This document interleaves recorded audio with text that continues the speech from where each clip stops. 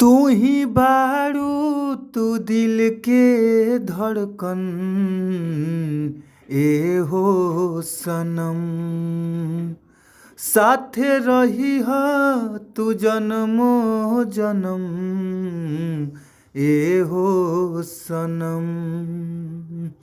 जी हाँ, तो आप सब कैसन बानी जा। आशा ना बल्कि विश्वास बा आप लोग मस्त होखब जा, खुश होखब जा। और रउआ सबके हम बानी भोजपुरी गायक व गीतकार नीतीश सिंह। और रउआ सबके बीच में जो बहुत ही ज़बरदस्त, बहुत ही लाजवाब, बहुत ही सुंदर हम फिल्मी सॉन्ग लेके आ गइल बानी। जवन कि आप लोग ऐसन कुल गाना भोजपुरी फिल्म में सुनले होखब जा।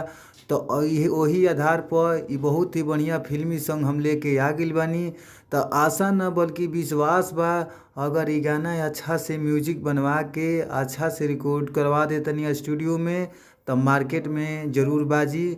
तो रउआ सब अगर अच्छा माइटर खोजा तानी, अच्छा माइटर रउआ सबके नइखे मिल पावत तो घबराए के ज़रूरत नइखे। ई हमार यूट्यूब चैनल के आप लोग सब्सक्राइब कर ली, जौना यूट्यूब चैनल के नाम बाटे भोजपुरी संगीत लिरिक्स। तो आप लोग हमार चैनल के सब्सक्राइब कर ली और घंटी के बेल आइकन दबावल मत भुलाइब जा। और रउआ सबके बीच में रोज़ ही सॉन्ग एगो हम अपलोड करत रहिला। तो रउआ सब अच्छा से गाई, अच्छा से बजाई। तो आई जा रउआ सबके बीच में हम मुखड़ा सुनावतानी, आप लोग ध्यान से सुनी जा, गौर से सुनी जा। तली जा कहे के भाव बाटे, कैसे कहे के बा।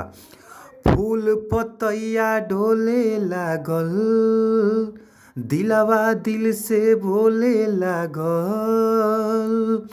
फूल पतैया ढोले लागल, दिलवा दिल से बोले लागल।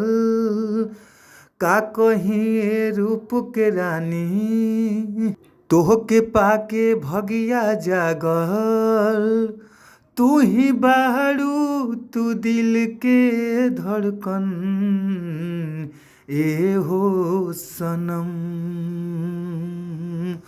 रही हो साथे तू जन्मो जन्म ए हो सनम, ए हो सनम।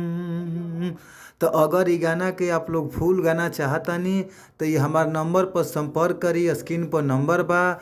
और आप लोग के बीच में कम से कम चार्ज में ई गाना दिहल जाई।